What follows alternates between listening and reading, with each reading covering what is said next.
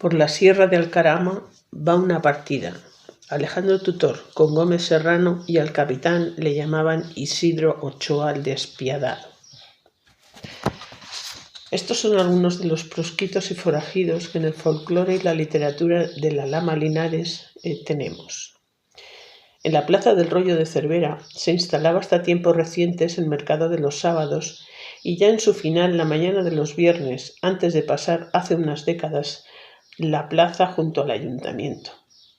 Allí se encontraba la fuente, en el centro de la plaza del Rollo. En su eje central todavía recuerda el rollo al ajusticiamiento, tal como se encuentra en Muro de Aguas o en Cornago. Pero según ha quedado dicho, más recientemente se realizaba fuera del pueblo, subiendo una calle de dicha plaza hasta las eras, a pesar del interés de las autoridades, tanto en su publicidad como escarmiento y espectáculo para alejarlo de la vista de los infantes. Sin embargo, allí acudían gentes de todas las edades y condición, y también de los pueblos y las comarcas limítrofes. Son plazas que toman su denominación del término rollo, así escrita, y no rollo, con Y, en su cuarta acepción del diccionario de la RAE, que alude al madero redondo y descortezado, pero sin labrar, donde se ataba a los reos condenados a morir en la hoguera, antes de la llegada del garrote vil, instrumento aniquilatorio menos doloroso y más rápido.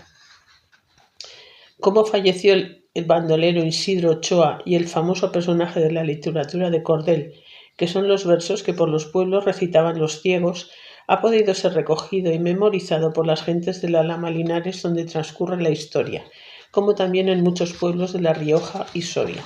siguiendo el cancionero de Bonifacio Gil en 1987. La picota de Muro de Aguas se conserva como monumento, aunque antes se hallaba situada lejos del pueblo de donde se trajo en 1955 como decoración. Consiste en una base cilíndrica de 40 centímetros de altura sobre la que se eleva una columna formada por 8 tambores con una coronación de 3 cuerpos redondeados que conforman un casquete cilíndrico. Sobresalen 4 brazos de 25 centímetros, dirigidos a uno de los 4 puntos cardinales cada uno, en total 4 metros verticales. Fue en el Rollo de Cervera en donde se realizó el último ajusticiamiento con pena capital y en público de toda La Rioja, por el caso de Catalina y el Trabas,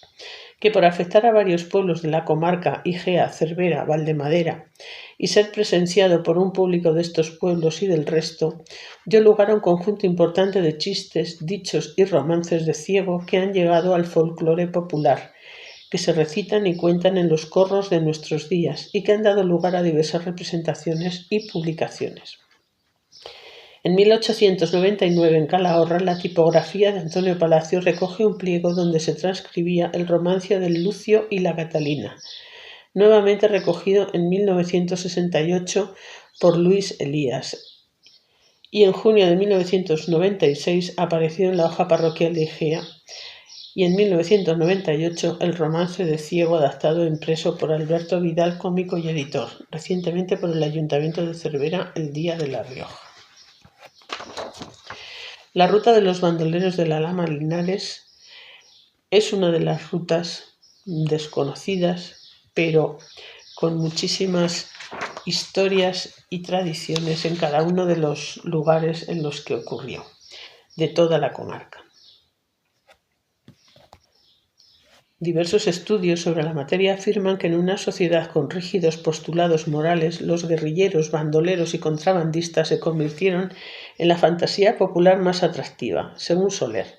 el carácter aventurero de estos perfiles literarios generaba cierta seducción entre las mujeres de clases adineradas y cierta fascinación entre los hombres, lo cual contribuyó a que la sociedad no desaprobara el bandolerismo cuando sus personajes provenían de batallar como guerrilleros en la Guerra de la Independencia y, en ocasiones, después no encontraban oficio, como fue el caso de Juan Martín el Empecinado, relatado por Federico Hartmann.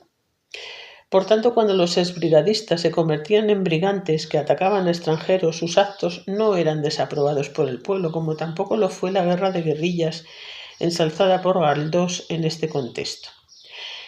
Además, el contrabando no era mal visto por el pueblo ni sus cronistas, ni era cosa de bandoleros. Si acaso, en alguna ocasión, tal vez, de forma excepcional, podía salir algún paisano de gesto torcido del aprendizaje quincallero, siendo su principal error el ser holgazán o poco trabajador, como relata el doctor Zapatero, en versión resumida para su transcripción exacta. Isidro Ochoa no era así, no era caballero ni aventurero romántico. Torció el bizarro gesto de los antiguos reyes del contrabando y lo marcó indeleblemente con tintes de hipocresía y de miedo en todos los actos que de su vida se saben. Mataba por robar y robaba porque jamás conoció oficio ni beneficio, porque nunca quiso saber a qué sabría el trabajo honrado. Nada que ver con los guerrilleros de Andalucía, ni el Tempranillo, ni el Pernales. Criminal insípido y prosaico. Desde 1840, el pánico de los campesinos viandantes y arrieros que ejercían su comercio campo a traviés, preso en la cárcel de Zaragoza por un asesinato, condenado por el juzgado de primera instancia de Tudela por robo con homicidio. Respecto al caso concreto de este bandolero, Isidro Ochoa, las fechorías se toparon con las fuerzas que engendraban su propia lógica y finalmente fue denunciado por su propio hermanastro, que dio todo tipo de detalles sobre el trabuco que había salido de un fusil recortado, la navaja, un cachorrillo y una canana que portaban, y sobre el episodio del asalto a los vinateros de Navajún y el asesinato del arriero Plácido Alfaro de Aguilar en la cueva de Garrachán. En 1848 consigue fugarse a mitad de condena. Fugitivo, llegó a los montes de la comarca fijando el centro de operaciones en casa de su madre, Ana Alfaro, en las faldas del monte que baja hasta el barrio de Nisuelas, donde contagió a otros que como él no tuvieron grandes méritos por el trabajo. Ignacio Gil, hermanastro, y Alejandro Tutor Gómez Serrano de Trebago, de Soria. Ejercía de matutero para proveerse de vino, aceite y otros artículos, hasta que en el barranco de la Nava, en Aguilar, unos vendedores ambulantes habían sido desvalijados y uno muerto por la pandilla de Isidro Ochoa, y se organiza una gran batida. Con la Guardia Civil, la gente del pueblo por parte del nuevo alcalde Agustín Lafuente, con ayuda de los empleados municipales y multitud de vecinos el 17 de junio del año 1840. Según las fuentes primarias de personas de Cervera, parece ser que la guardia de Isidro Ochoa se encontraba en la misma dirección, pero en una cueva en el paraje conocido como Marcuria. Desde allí dirigía mensajes en la noche a sus secuaces y los recibía de su madre, que le avisaba con tiempo cuando andaba buscándole la Guardia Civil. Finalmente fue el pueblo entero el que consiguió apresar al bandido. Isidro Ochoa fue rápidamente condenado a pena de muerte en el garrote vil y a pagar 200 duros a la viuda de Plácido, según fuentes del doctor Zapatero y de las señoras mayores de la Plaza del Rollo de Cervera, que, como dice Manuel Ivo Alfaro, de los ancianos de su época, en la conclusión del cuento La cueva de la Mora, si ellas lo dicen, será cierto. Desde la cárcel ubicada en la cuesta del Baile del Casino, Isidro Ochoa y Alejandro Tutor subieron por la calle Mayor, pasando por la puerta de la parroquia de Santa Ana hasta llegar a la Plaza del Rollo,